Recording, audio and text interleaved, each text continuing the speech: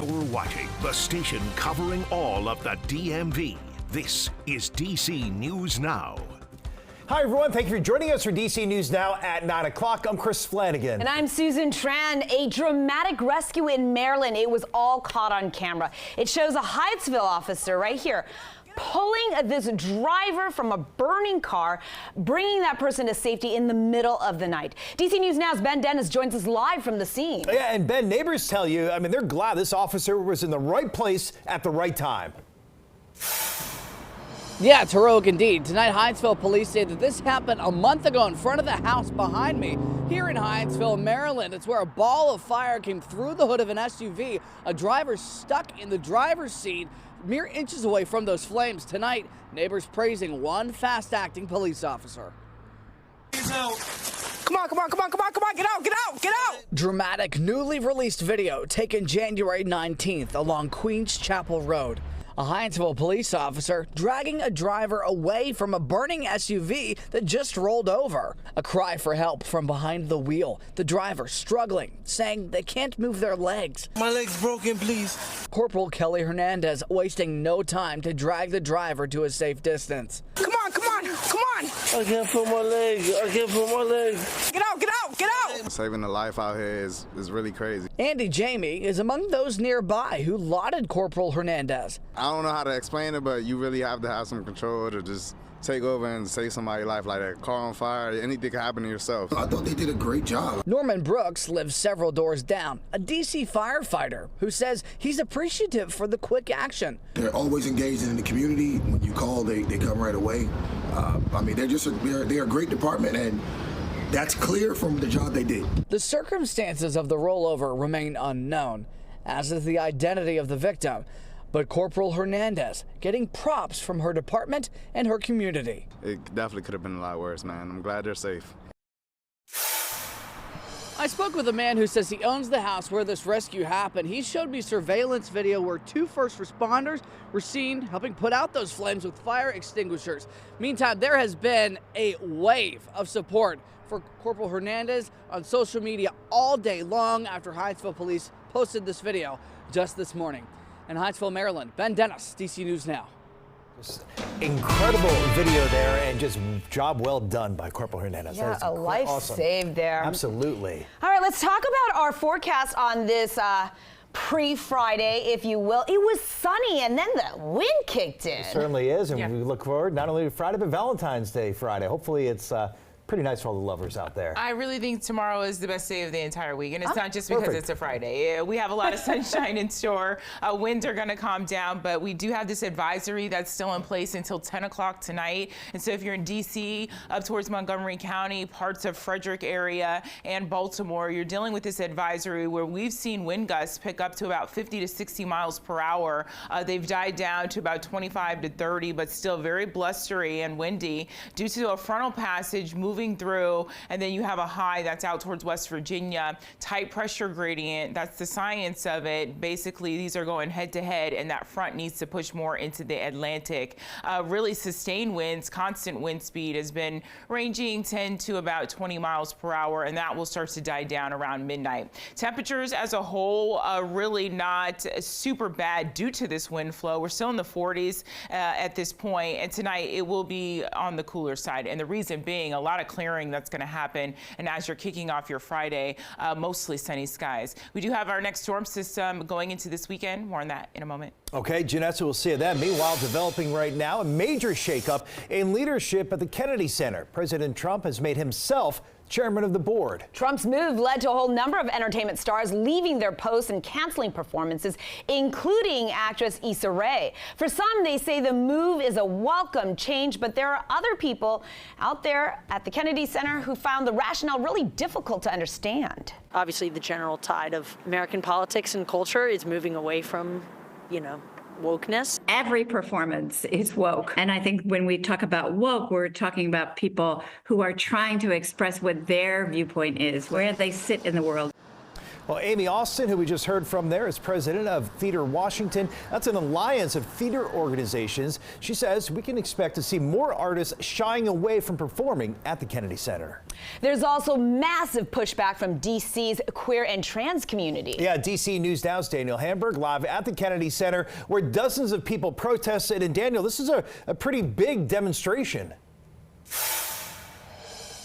Chris and Susan, there were a ton of people here tonight. They marched from Washington Circle all the way here to the Kennedy Center right behind me, basically with the message, hands off queer and trans artists. They not only gave some speeches about the importance of being together as a community and continuing these art performances, but also they took time to dance in the streets as well. Now, of course, this all comes on the heels of President Trump first saying on Friday that he was going to take over the Kennedy Center. He said within the last week he didn't like what they were showing, saying the Kennedy Center featured drag shows specifically targeting youth. Organizers of tonight's protest tell me this was to show they're not afraid to be queer, trans, and celebrate drag performers, but they are concerned about the impact Trump's takeover will have on the arts, even beyond drag.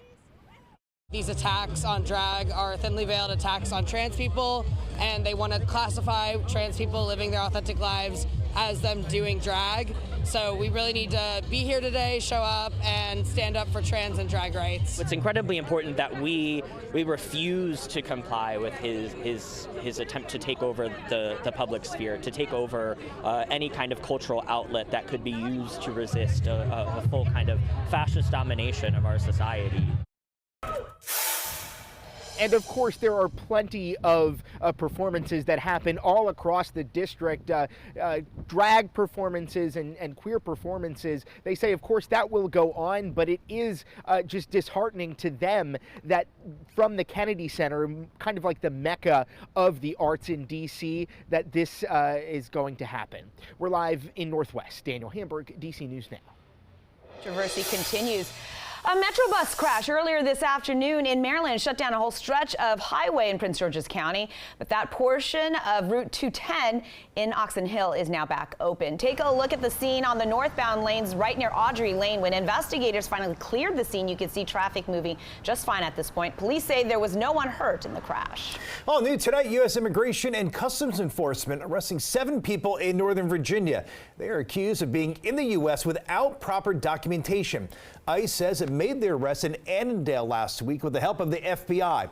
Of the 7 arrested, 1 was convicted of driving while intoxicated last year, and another was a Nicaraguan national who was ordered to return to their home country last month by a judge. This all comes as the Department of Justice says it is suing New York's governor over alleged resistance to helping with immigration arrests.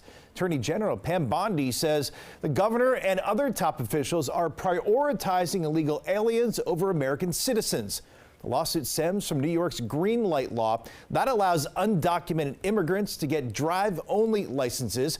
A part of that law requires the DMV to alert illegal immigrants if ICE requests their information. Bondi says that is unconstitutional. And in Greenbelt, Maryland, the city council issuing a statement saying it will protect its community in response to the recent spur of immigration arrests. City council sent a letter to the city saying, in part, our staff will never inquire about your immigration status, and we do not keep lists tracking legal U.S. residency. All residents of Greenbelt are welcome. Goes on to say the police department does not help with immigration enforcement, and the department will never ask for your immigration status. Please do not be afraid to report criminal activity or reach out for assistance. New tonight in Maryland, the return of a weekend curfew for kids over at National Harbor. Starting tomorrow, children will need to be with an adult to stay past 5 p.m. DC News Now's Tim Reed has reaction on if the move is necessary or overkill. According to police, businesses and residents requested this curfew due to the increasing numbers of unaccompanied juveniles. Many here at National Harbor tell us they support this effort. I think it's a good idea. Like, we want to make sure everyone feels safe. The word has quickly spread at National Harbor about a new youth curfew. I definitely think it'll help cut down on disturbances. It'll help make the businesses boom. It'll hopefully make the kids start thinking to do better for themselves and reflect on their actions, because it's hurting the good kids out there. Starting Friday, kids without a parent or someone older than 21 years old won't be allowed at National Harbor from 5 p.m. to 5 a.m. Fridays and Saturdays.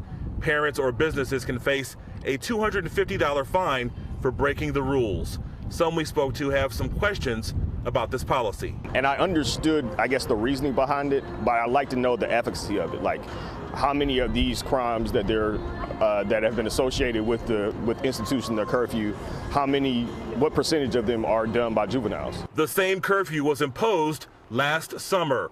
There are some exceptions for kids walking home, returning from a school event, work, or a religious program. I think it's a good thing because, again, I don't think it targets the kids as much as it keeps the kids safe. Again, as a parent, you want to keep your kids safe. Police tell us they have not set a date when the curfew will end, so it will be in effect for the foreseeable future. At National Harbor, Tim Reed, DC News Now. Developing tonight, a concerning cyber attack this week at the Virginia Attorney General's office that left everyone on the system in the dark. The Richmond Times-Dispatch reporting that the Chief Deputy Attorney General emailing staff nearly all of its computer systems were offline. The lockout included access to basic software like email, Teams, and internet access through the office's network. State police and other law enforcement are now investigating that attack.